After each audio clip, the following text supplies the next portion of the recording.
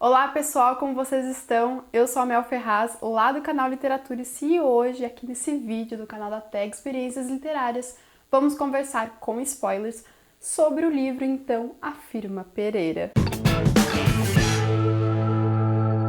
Reforçando então que esse vídeo contém spoilers, porque é aqui em que podemos conversar sobre o livro inteirinho em uma resenha do começo ao fim, comentando as principais passagens e aspectos do livro. Foi muito interessante essa experiência literária aqui para mim, porque foi meu primeiro contato com o escritor, com uma de suas obras, e aqui nós estamos falando de uma de suas principais, se não a principal, reconhecida e muito pela crítica. A Firma Pereira é o nome desse livro, e por si só o seu título já de início já nos coloca uma pulguinha atrás da orelha.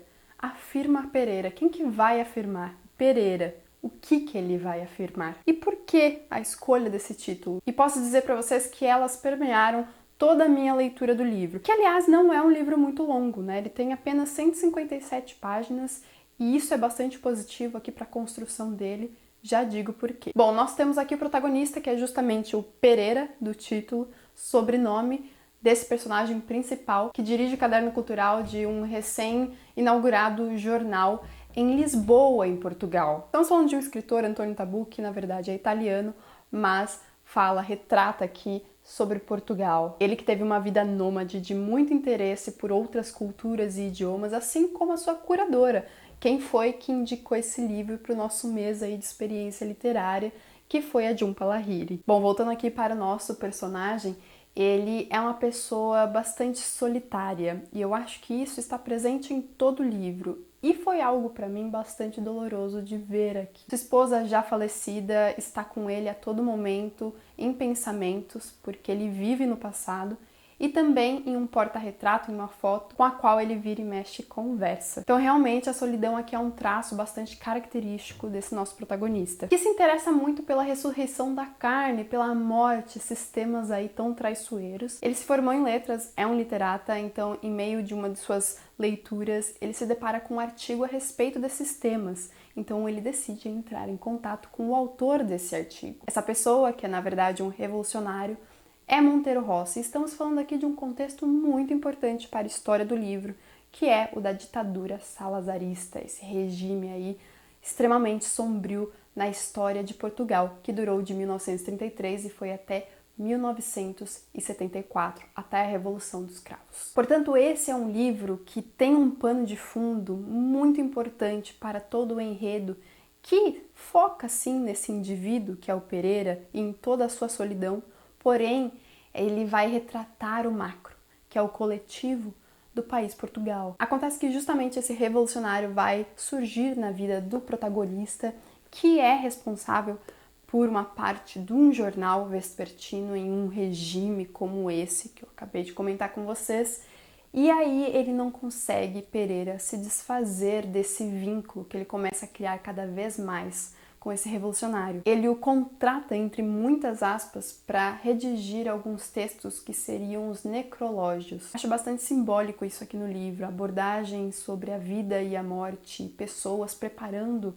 o anúncio das mortes futuras de pessoas, porque o necrológio nada mais é do que um elogio sobre uma pessoa que morreu, só que no caso aqui, esse jovem estaria preparando anúncios de mortes que ainda não aconteceram. Então, quais serão as mortes que ainda não aconteceram, que são retratadas aqui com esse período tão sombrio de Portugal? Não seria a própria morte da cultura? Isso pensando no papel aqui da profissão do próprio protagonista. Porque se formos nos aprofundar nas camadas desse livro, nós estamos falando de um período em que a liberdade de expressão não existe. Há muita censura aqui no livro, e abertamente.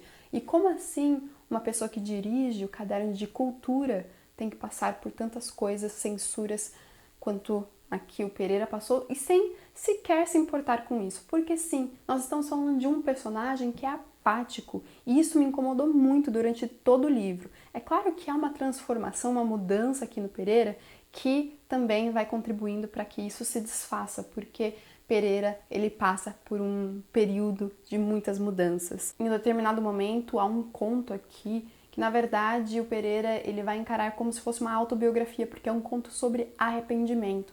É como se ele estivesse arrependido de todas as décadas, mais de 30 anos ali enquanto jornalista, que não se importa com política. E esse arrependimento vem do fato de que esse livro ele trata sobre essa questão de a neutralidade ela ser muito complicada e espinhosa. Na verdade, tudo na vida é político, e é isso que o livro também nos coloca em suas entrelinhas. É por isso que até mesmo ele cogita já estar morto ao se questionar sobre o mundo, a realidade em que vive. Qual que era essa realidade em que ele vivia na década de 30 de Portugal, em 1938? Será que não se assemelha também aos perigos tantos que existem, inclusive hoje, em nossa realidade? Agora, voltando um pouquinho à questão do título, que eu comentei lá no começo para vocês, e o porquê de sua brevidade ser algo positivo, porque há muitas repetições aqui nesse livro. O próprio título vai aparecer diversas vezes durante a narrativa, na verdade, a todo momento. De qualquer forma, esse livro aqui, ele é escrito no formato de testemunha, porque, inclusive, no começo nós temos um texto do próprio escritor falando que antes de dormir, o Pereira, esse personagem, apareceu para ele como uma forma, então, de testemunha, de contar o que lhe aconteceu. O Dr. Pereira visitou-me pela primeira vez numa noite de setembro de 1992. Naquela época, ele ainda não se chamava Pereira, ainda não tinha traços definidos, era algo vago, fugidio e indistinto, mas já tinha vontade de ser protagonista de um livro.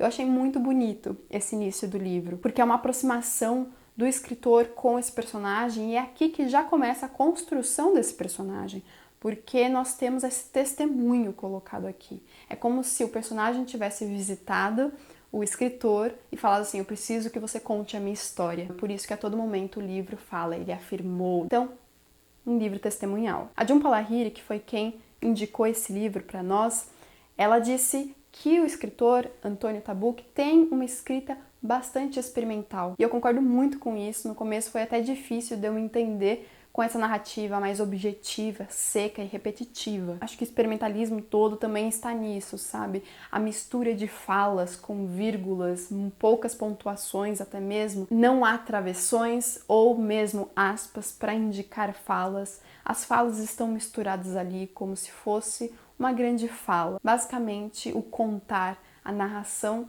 dessa pessoa para o próprio escritor. E aí, por ser curto, essa repetição não se torna excessiva demais. Eu acho que está tudo no projeto do livro. Em determinado momento, o protagonista conhece o Dr. Cardoso, que é um médico que lhe apresenta uma teoria, que é a Confederação das Almas. Bastante bonita, aliás. É sobretudo a partir daí que nós temos a tomada de consciência por parte do protagonista. É claro que isso já acontecia a partir do primeiro contato que ele teve com o revolucionário, mas aqui vem como uma enxurrada. Depois disso, o Pereira não tem como ser outro, senão essa grande mudança. Há um novo momento em sua personalidade que se destaca, então, quando essa conferência de almas vai destacar, vai focar em apenas uma grande mudança aí, que vai tomar conta de tudo. É essa tomada da consciência dele. E o que vocês acharam desse final, hein, gente? Porque durante o livro inteiro, todas as repetições, todo o cotidiano, o dia a dia,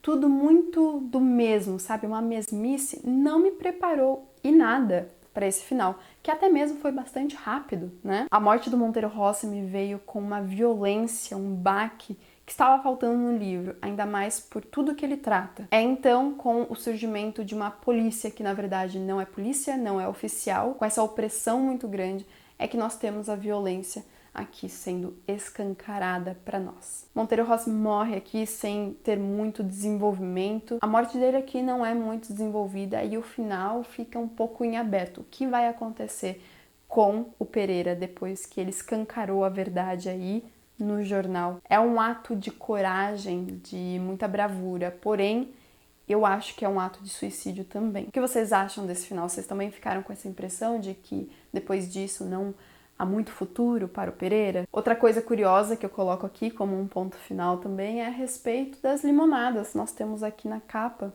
a representação delas. Ele vive tomando limonadas com muito açúcar. Eu acho que há uma simbologia por trás disso também. Esse açúcar que faz mal para ele, que ele tem que evitar, tem que deixar para trás, é o que faz com que a limonada seja algo mais, né, tragável. Se a vida te dá limões, você faz o que com isso? Limonada, não é mesmo? Se há coisas horrendas na vida, você tenta o quê? Tentar fazer com que saia um suco doce disso tudo. E é isso que o Pereira fazia antes. E eu acho muito bonita essa capa, acho ela muito viva, o que também é bastante interessante aqui dentro do enredo e desses temas, né, morte e vida que ele suscita. Bom, então é isso, pessoal, eu espero que vocês tenham gostado do vídeo de hoje aqui no canal da Tag e dos pontos que eu suscitei de nossa leitura. Comente aqui então embaixo o que você achou desse livro, dessa leitura. E a gente se vê num próximo vídeo aqui do canal. Um grande beijo pra vocês e até a próxima. Tchau, tchau!